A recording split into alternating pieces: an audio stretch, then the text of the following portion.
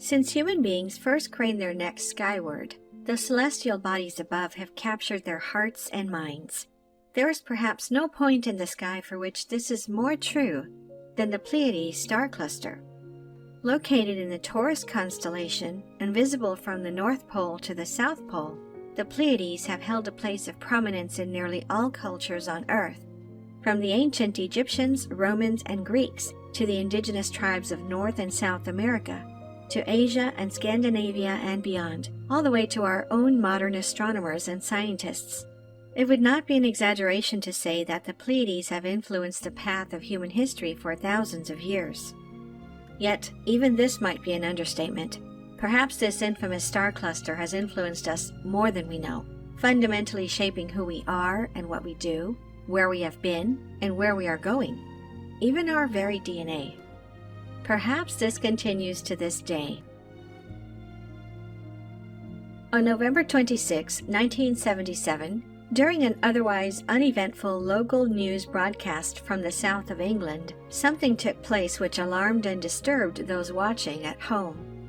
Without warning, the ambling broadcast was interrupted by a message purported to be, quite literally, out of this world. Here's how it happened in real time. Internal settlement based on one man, one vote. As he says, there are conditions. These include stopping the execution of all captured prisoners of war.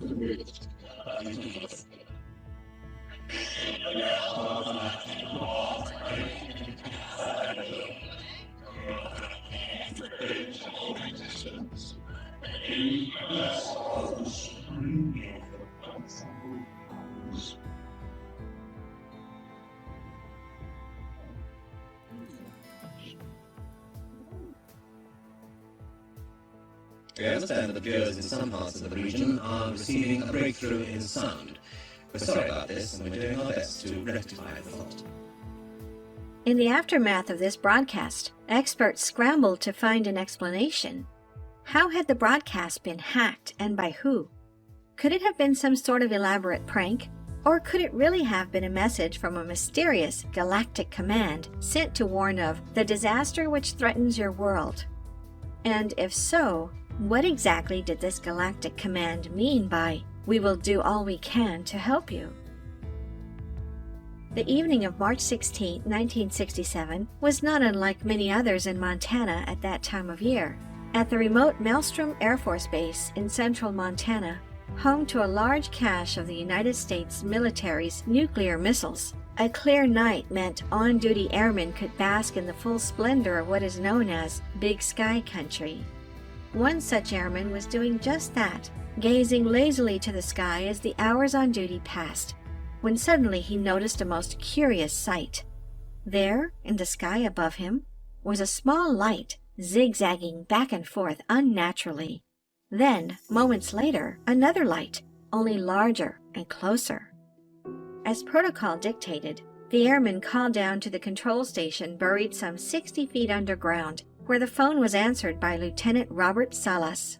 The airman explained the lights he was seeing, but Lieutenant Salas was unmoved, believing the lights to be nothing.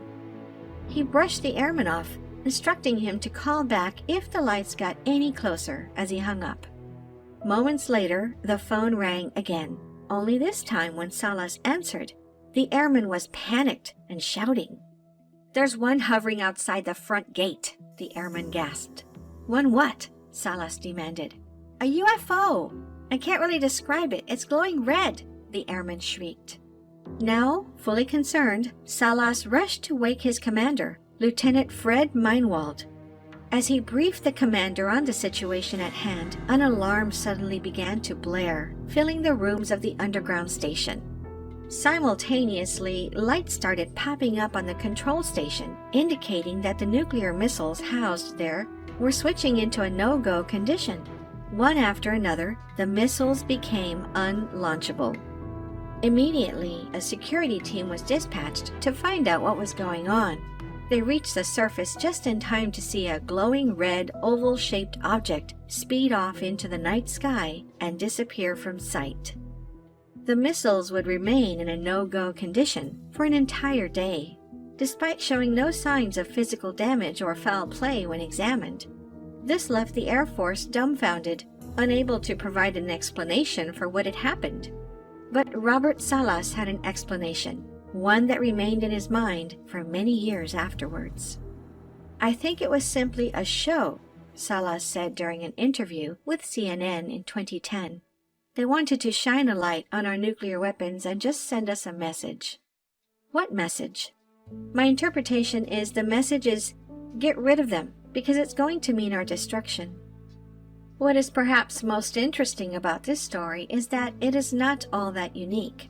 Only a few years prior, in 1964, another Air Force lieutenant named Robert Jacobs reported seeing a strange UFO firing beams of light at a nuclear missile undergoing testing near Big Sur, California. "We were testing it to see if we could launch a nuclear warhead into orbit," Jacobs explained during his 2021 testimony at the National Press Club in Washington, D.C. As the missile being tested shot into the stratosphere, a disc-shaped craft appeared in pursuit, traveling at over 8,000 miles per hour.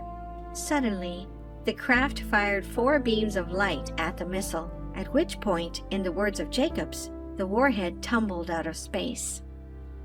These types of stories are not conspiracy. In the 1970s, none other than the Washington Post, citing documents from the U.S. Department of Defense, reported that a string of the nation's super-sensitive nuclear missile launch sites and bomber bases were visited by unidentified low-flying and elusive objects. But it goes back even further. In the 1940s, when the U.S. was first developing the atomic bomb, UFOs were reported over Hanford Site in Washington state, the place where the plutonium was being produced for the Manhattan Project. According to the Department of Energy documents, a glowing fireball was seen in the sky on more than one occasion. When it was pursued by the Air Force jets, it simply sped away too fast to be pursued. 1,200 miles away, in Los Alamos, New Mexico, where the first atomic bombs were being tested, additional Department of Energy documents record multiple sightings of a green ball of fire in the sky. Even Roswell, New Mexico, site of perhaps the most infamous UFO incident in history, has its own connection with nuclear weapons. At the time of the incident, Roswell was home to the U.S. Air Force's 509th Bombardment Group, the squadron that dropped nuclear bombs on Hiroshima and Nagasaki in World War II. Again and again, there appears to be a connection between UFOs and America's nuclear capabilities. This connection has become the life's work of investigative journalist George Knapp, who for over 30 years has used the Freedom of Information Act to examine documents from the U.S. Departments of Defense and Energy, recording incidents which appear decade after decade to this very day. At the facilities where we were first designing and building nuclear weapons, at the places where we were processing the fuel, at the facilities where we were testing the weapons, at the bases where we deployed those weapons, on the ships, the nuclear submarines, all those places, the people working there have seen these things. In fact, the relationship between UFOs and America's nuclear capabilities is something recognized at the highest levels of the U.S. government. Consider Harry Reid, the recently retired former Senate Majority Leader from Nevada, who for 30 years was one of the most powerful people in the United States. During a 2019 interview, Reid stated, "The occurrences of people seeing unidentified flying objects is not a dozen people here, a dozen people there. Thousands of people have seen these, and on occasion, many hundreds of people saw the same thing at the same time. We have occurrences that are not disputed at some of our missile bases, where the whole base was shut down. Apparently, if they had been asked to fire a missile, they couldn't. No one knows how they did that. We have ships that the communications went dead with these things in the water. So this is not something that just a few crackpots are trying to make a big deal out of. This is something that we as a country should be involved in." In 2007, while serving as the leader of the U.S. Senate, Reid pushed for tens of millions of dollars of funding for what became known as the Advanced Aerospace Threat Identification Program, which worked within the Department of Defense investigating unexplained aerial phenomenon, or UAP. The director of this program from its inception until 2017 was a man named Luis Elizondo. In 2021, Elizondo spoke on what his investigation had discovered at an event attended by virtually the entirety of mainstream American media, and many global sources as well. There seems to be a very distinct congruency between UAP, associated UAP activity, and our nuclear technology, whether it be propulsion or weapon systems or whatnot. And that's concerning to the point where we've actually had some of our nuclear capabilities disabled by these things. When pressed by a reporter to clarify that he was saying America's nuclear capabilities had been disabled by something which could not be explained, Elizondo responded, "There is absolutely evidence that comports to the notion that UAPs have an active interest in our nuclear technology and have in the past interfered with some of our nuclear capabilities. That's fact. Yes." Crucially, Elizondo added another nugget to his address. Furthermore, those same observations have been seen overseas in other countries. They too have had the same incidents. So that tells us this is a global issue. If it is established at the highest levels of American power that UFOs have taken an active interest in the country's nuclear capabilities, could the same be true in other countries? Is it really a global issue? During the Cold War, the U.S. Air Force and British Royal Air Force jointly operated multiple bases in the UK, which housed nuclear weapons pointed directly at the Soviet Union. In late December of 1980, mystifying incidents took place at two of these bases on the same night, the latter of which has become known as Britain's Roswell.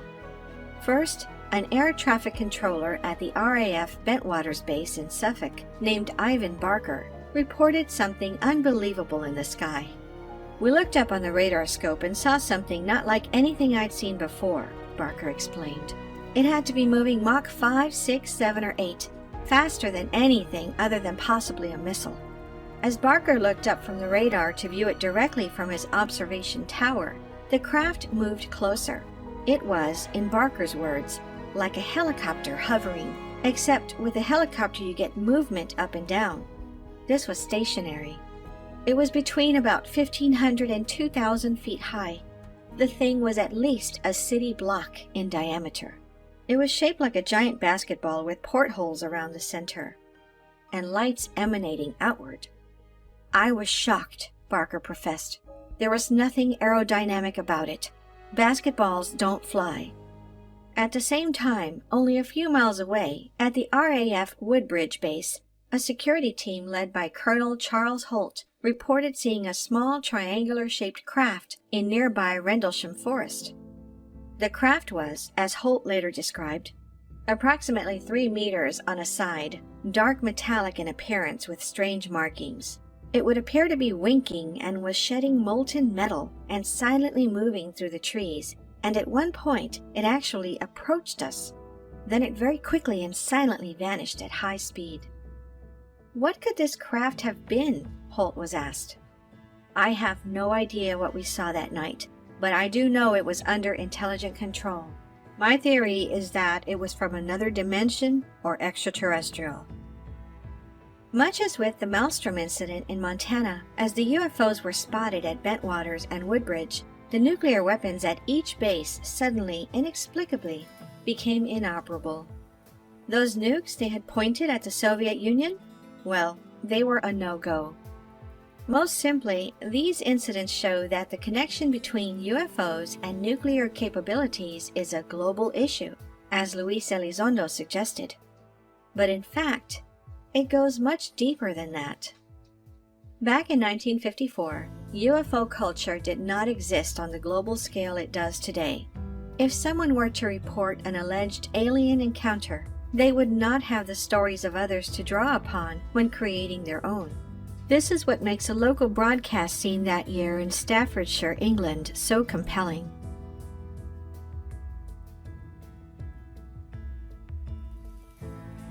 Staffordshire's had a whole crop of flying saucers. Spots in the sky, lights in the sky, strange things.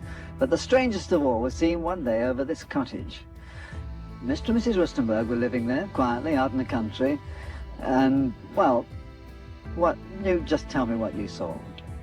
Well, this was one ordinary day. I was waiting for my husband to come home from work, and my 2 sons went to Seifert to school, and I was getting changed, and I heard this terrific noise. It was just like a giant cauldron of water being poured onto a fire, a shh sort of noise, you know. And my first reaction was, oh, the children. I thought maybe a plane was crashing or something like that. And I slipped my jumper on and went outside to find my 2 sons lying flat on the ground in the garden in front of the house, shouting, "Mummy, Mummy, there's a flying saucer." Well, naturally, I just said, "Come on, don't be stupid. Come in the house." But felt sort of a strange sensation. Wended my way up the side of the house to where we had a pump where we used to get all our water from, and automatically looked up to see this, all I can describe, this huge Mexican hat. It was stationary, this thing, and it was bright silver in color, and it had a dome. It was tilted to sort of, I could see the occupants in it. You saw people in it? I saw people in it. There were 2 people in there. These people were beautiful people. That's the only way I can describe them. They had long golden hair, like a page boy bob, just like the old kings. You used to see photographs of the old kings. And the colour of the hair was golden. Now, I was really... What were they dressed in? They had a sort of a polo neck jumper affair, like a ski top suit, in pale blue.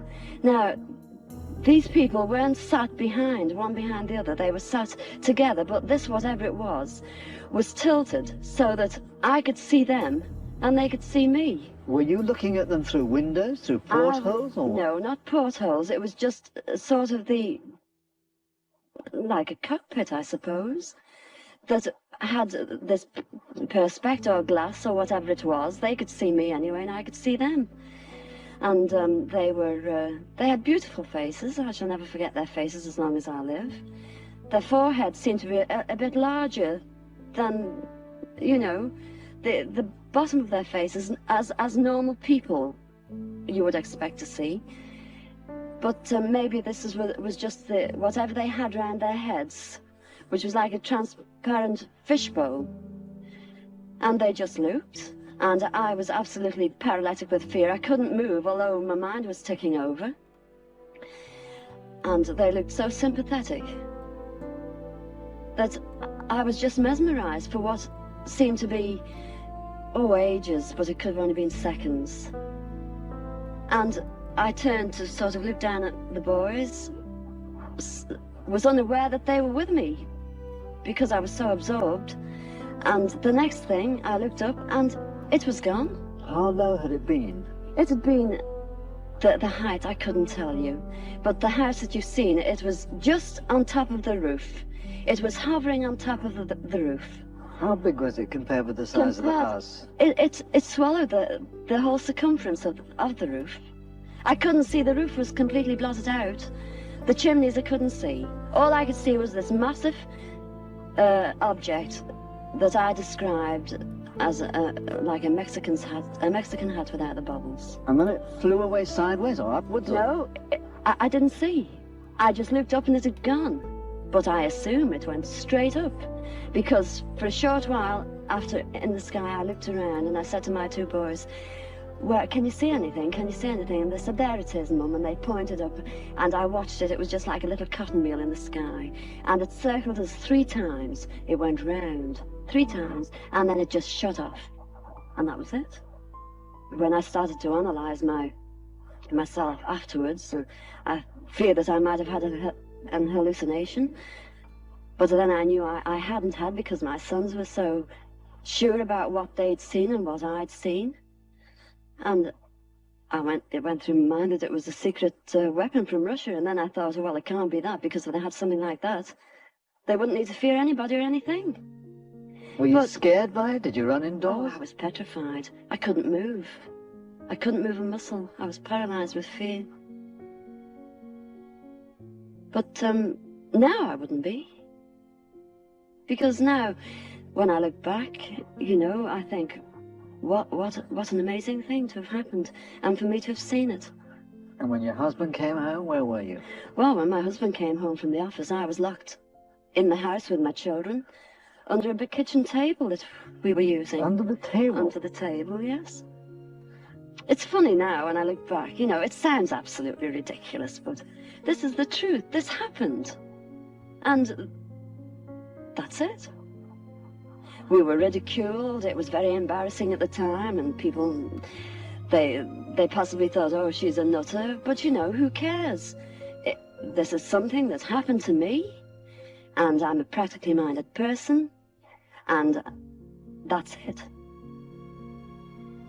While the story is exceptional, note that while Mrs. Rustenberg tells it, she is not dramatic, not obviously putting on a performance for the benefit of the camera, but rather measured and resolute. Her body language that of someone who has nothing to hide and nothing to gain from lying. But what makes Mrs. Rustenberg's story so particularly relevant here is not her apparent sincerity, but rather where her story took place. Only a few years before her alleged encounter, Mrs. Rustenburg's hometown of Staffordshire, England, was the location of the largest military accident ever recorded. November 27, 1944, forever known to residents of Staffordshire as the day the world blew up.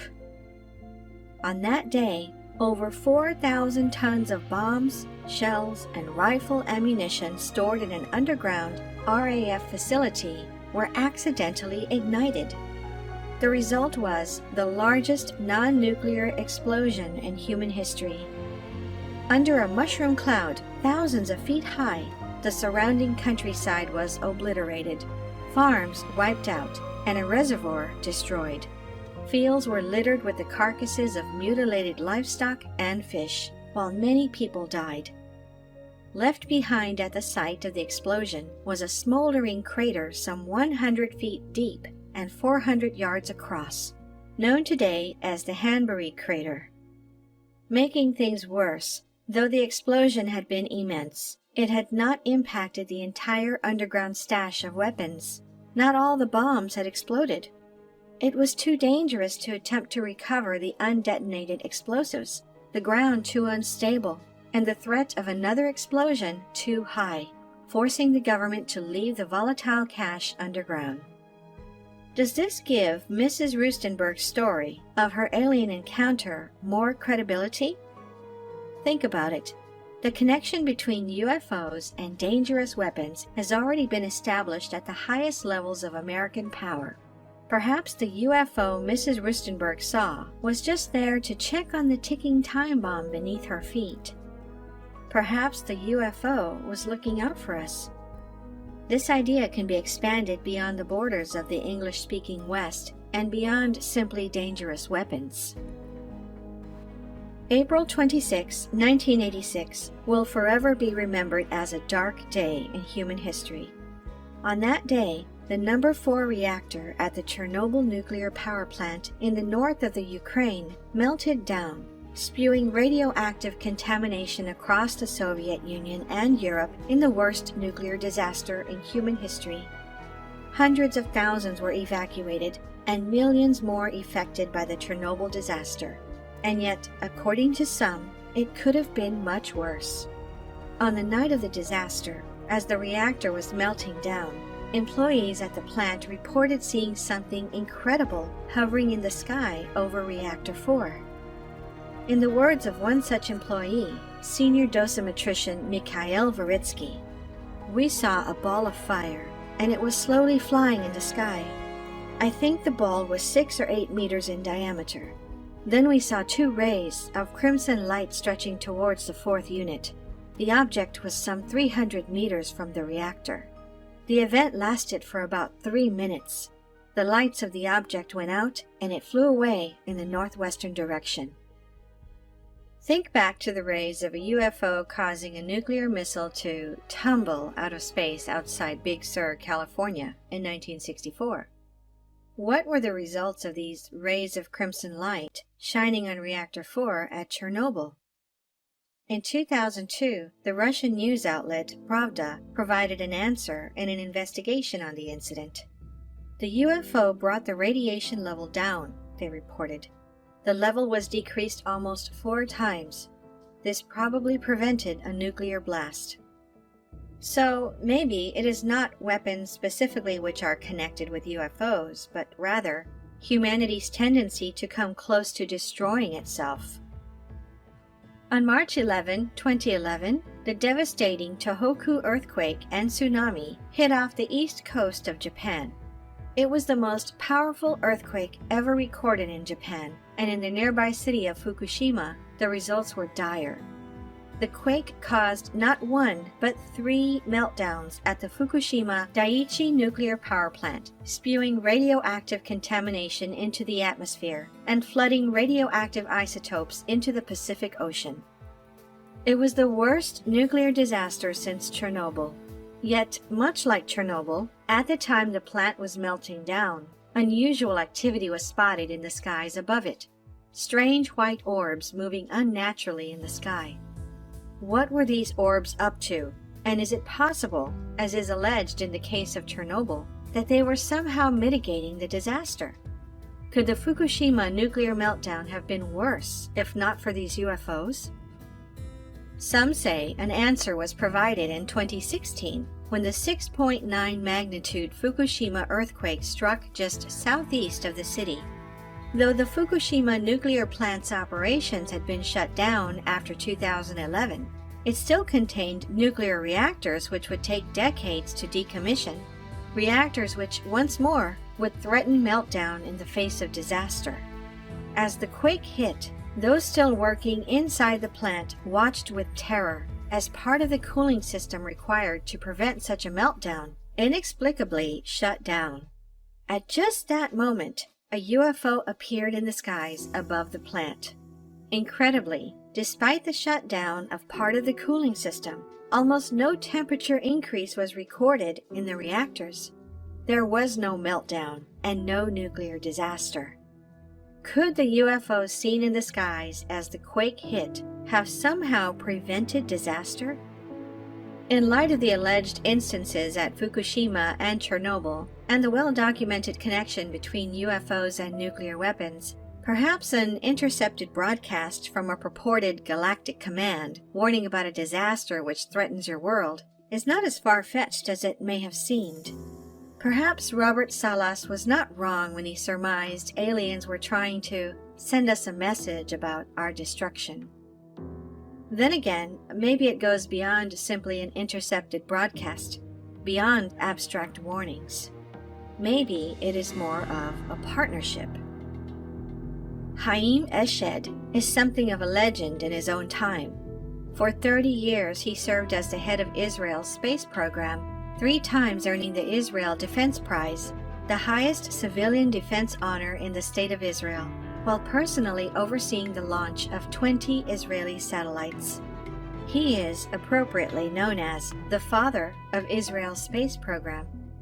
This is why it was so stunning when in 2020, after retiring from his post, Eshed gave an interview to Yediot Aharonot, the largest newspaper in Israel, in which he spoke of things previously unheard of from someone in his position.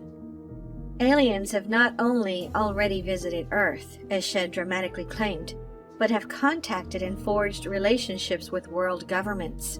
These aliens, according to Eshed, represent an intergalactic space federation which has been watching over humanity, tracking all nuclear activity and preventing nuclear wars.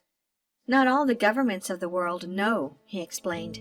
There's a group of partners, Americans, Russian, Japanese, British, Chinese, who are coordinating not to reveal this, and they asked not to publish it. Perhaps Haim Eshed is lying. Perhaps he would throw away an award-winning career on a ruse. Or maybe he is merely the first in such a position of power to tell the truth. Could an intergalactic space federation really be watching over humanity without most of us even knowing it's happening? Or maybe we know more than we realize. It was July of 1992 when Peter Curry awoke to a distressing situation. He was paralyzed, unable to move but fully conscious. More alarmingly, he realized a strange woman was sitting on top of him, straddling his body. She had unusual features, blonde hair and milky white skin, with large blue eyes and protruding cheekbones. On the corner of the bed sat another woman, an Asian-looking female, according to Curry. Slowly and without speaking, the woman on Curry's chest turned to the other woman, touched her stomach, then pointed to the sky. As she did, the 2 strange women disappeared. Afterwards, Curry searched the room for evidence of their having been there, and actually found it. Unlike in so many other instances, this time there seemed to be physical evidence left behind, a single hair. Feeling he had proof of an alien encounter, Curry brought the hair to an independent biochemistry lab for analysis, and the results were unbelievable. The hair was optically clear, like nylon fishing line. According to biomolecular chemist Horace Drew, There's nobody on Earth who has hair that is optically clear. Moreover, whereas human hair has one DNA type, this hair had two: a blue-eyed, light-skinned Celtic lineage at the root, and a rare Chinese lineage in the shaft. How were these things possible? To the lab scientists, it seemed as though the hair might really be alien. Note that the alleged aliens Peter Curry encountered did not have the appearance of the aliens we know in popular culture, those small gray beings with bulbous heads and large black eyes. No, Curry's aliens appeared more human. Blonde hair, blue eyes, the milky white skin. She looked almost Scandinavian. Recall Mrs. Rustenberg from Staffordshire and how she described the aliens she saw. These people were beautiful people. That's the only way I can describe them. They had long golden hair, like a page boy bob. Did she and Peter Curry come into contact with the same type of aliens? And if so, who are they? Some 500 light-years from Earth, nestled within the Taurus constellation, lies the Pleiades star cluster. Made up of hundreds of stars, 7 are visible to the naked eye on a clear dark night, leading the cluster to become referred to in modern times as the Seven Sisters. For as long as human beings have been recording their thoughts, the Pleiades star cluster has held a place of special and strangely similar importance. In ancient Egypt, the 7 visible stars of the Pleiades cluster represented 7 goddesses providing nourishment to worshippers. Scandinavian tradition spoke of the Pleiades as the daughters of the Norse goddess of love and fertility, with people painting 7 spots on their houses for protection. In ancient Rome, the school of thought known as Hermeticism spoke of the 7 stars of the Pleiades as possessing the secrets of a higher level of consciousness, while in China, the Xiaoling Mausoleum, which contains the tomb complex of the founder of the Ming Dynasty, is laid out in the arrangement of the 7 stars of the Pleiades and is said to contain great cosmic secrets. Cherokee traditions in North America even spoke of their people having actually originated in the Pleiades cluster, coming to Earth as star seeds with a mission to bring light and knowledge. What is most curious about these traditions, and others like them, is the repeated use of 7 stars of Pleiades as their foundation. In actuality, there are not 7 stars visible to the naked eye, but 6. So how, modern scientists wonder, did the ancients keep speaking of 7? Did ancient civilizations have some sort of special information regarding the Pleiades? And why did they keep ascribing similar characteristics to the cluster: knowledge and consciousness, nourishment and protection? Some in more modern times have an answer. According to ufologists, the Pleiades star cluster is not just another point in the sky, but in fact, the home to a race of alien beings known as the Pleiadians. Vitally, these Pleiadians are said to be a benevolent race, closely related to but more emotionally and spiritually developed than humans, interested in helping humanity on its own evolutionary journey. If this is true, then perhaps it is why the ancients continually spoke of the Pleiades as a place of knowledge and protection. Notably, the Pleiadians are said to have a much different appearance than the gray, big-headed aliens of popular culture. Rather, the Pleiadians are often referred to as Nordic aliens due to their purported Scandinavian appearance: blonde hair, milky white skin, blue eyes. Could these be the aliens seen by Peter Curry and Mrs. Rustenberg? Could they be the ones disabling our nukes and mitigating our disasters? Could these Pleiadians be part of an intergalactic command looking out for us? And if so, how might they be trying to help us now? In May of 1988, Barbara Marciniak set out on a journey which would change her life forever. For 3 weeks, she traveled with a New Age group through the ancient temple sites of Egypt and Greece, from the Great Pyramid to the temple at Delphi and beyond. On the final day of the trip, having exchanged hugs and emotional goodbyes with her compatriots on the tour, Marciniak suddenly felt an insatiable urge to meditate. She rushed back to her hotel room, where she sat with eyes closed and back erect, her mind returning to the king's chamber of the Great Pyramid. Suddenly, involuntarily, Marciniak began to speak out loud in a whispered voice, except shockingly, the voice was not her own. Whose voice is this? Marciniak wondered inside her mind. To her surprise, she immediately received a response out of her own lips.